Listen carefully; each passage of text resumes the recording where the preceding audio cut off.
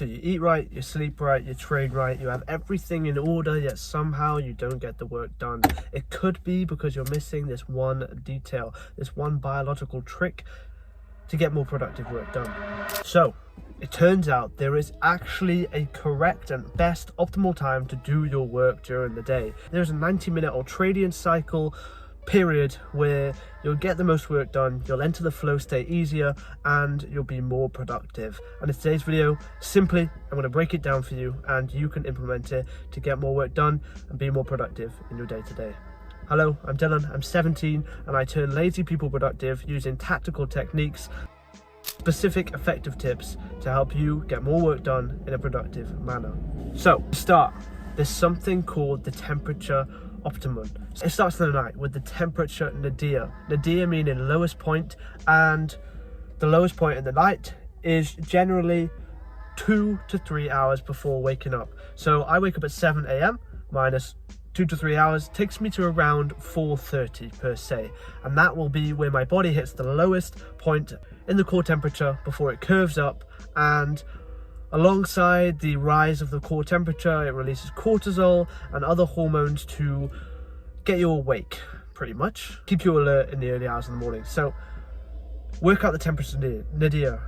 When do you wake up? Minus 2 to 3 hours. Now you have this lowest point, this nadir, at 4 to 6 hours on, and that will be the set period of 90 minutes where you'll get the most productive work done. You'll enter the flow state easier, you'll find it easier to complete the work, you'll have a stronger sense of drive to complete it because it's aligned with your body's homeostatic tendencies.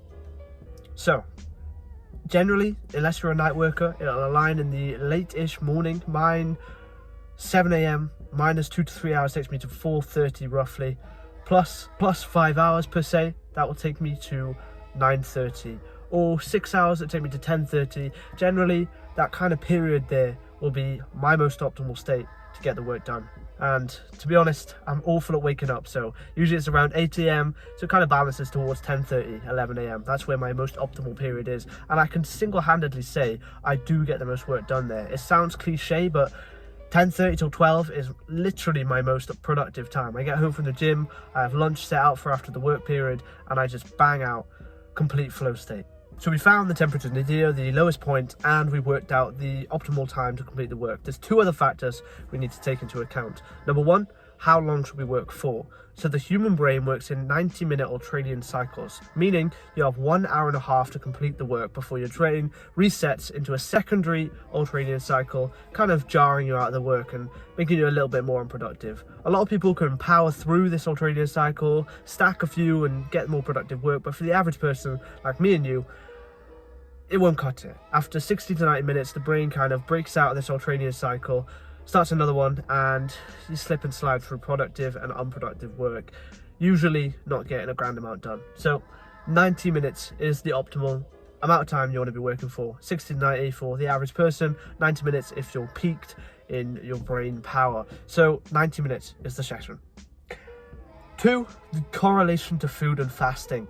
So I personally find I have breakfast in the morning, so I'm not too hyperglycemic when I work out. I don't really want to be too fatigued, so I have a decent carb source in the morning to get that sustainable energy, preferably from a complex carb rather than a simple carb like sugar.